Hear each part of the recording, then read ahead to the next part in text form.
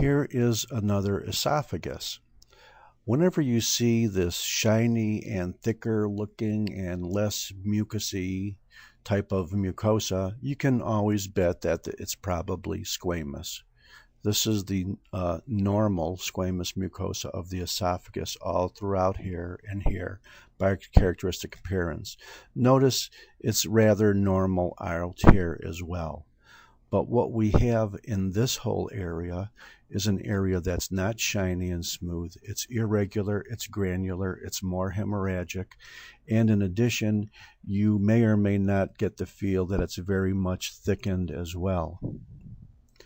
Because the theoretical mucosal lining of the esophagus is squamous, you would guess that most of the primary carcinomas of the esophagus are squamous cell carcinomas. And you would guess right, because they are. This is a normal mucosa. You may have some glandular submucosal glands. You can see some smooth muscle out here. You can perhaps see some scattered inflammatory cells in the submucosal region. Here is a normal submucosal gland of the esophagus and its duct. All of this mucosa is normal, maturing nicely from the basal layer to the superficial layer, not forming keratinization. But all of a sudden here, you have a rather abrupt transition.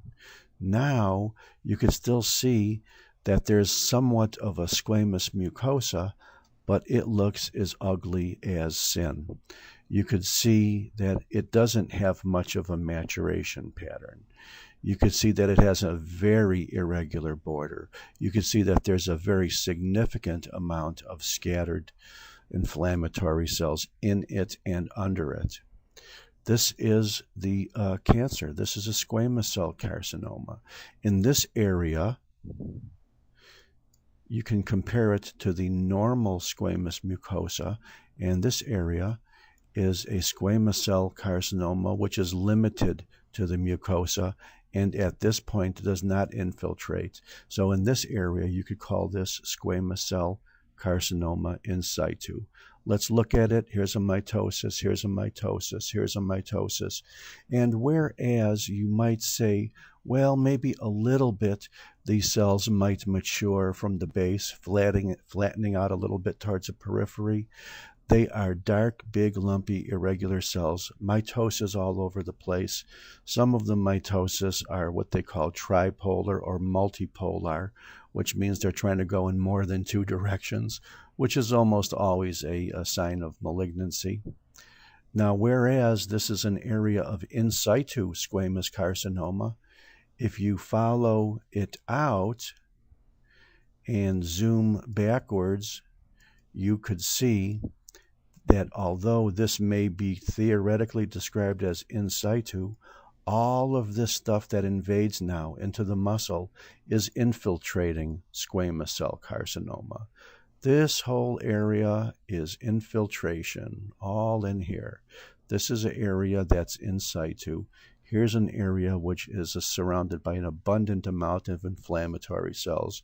When you get into the infiltrating portion, however, the inflammation doesn't look as severe as it is in the in situ area. And here is your absolutely normal mucosa. Isn't that beautiful? Let me point out another feature here which you may or may not have noticed already. That when you get into the infiltrating areas, you could tell absolutely this is cancer. There are irregular cells. There's sometimes abnormal mitoses. They're dark. They're lumpy. They're irregular. But they don't seem to look as bad, theoretically, as the in situ cancer, which we see over here. Does it? The in situ stuff actually looks nastier and bigger and darker. Nevertheless, even if theoretically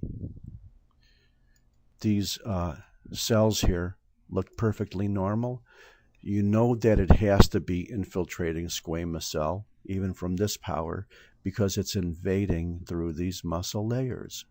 And right there it is. You can see muscle being invaded there.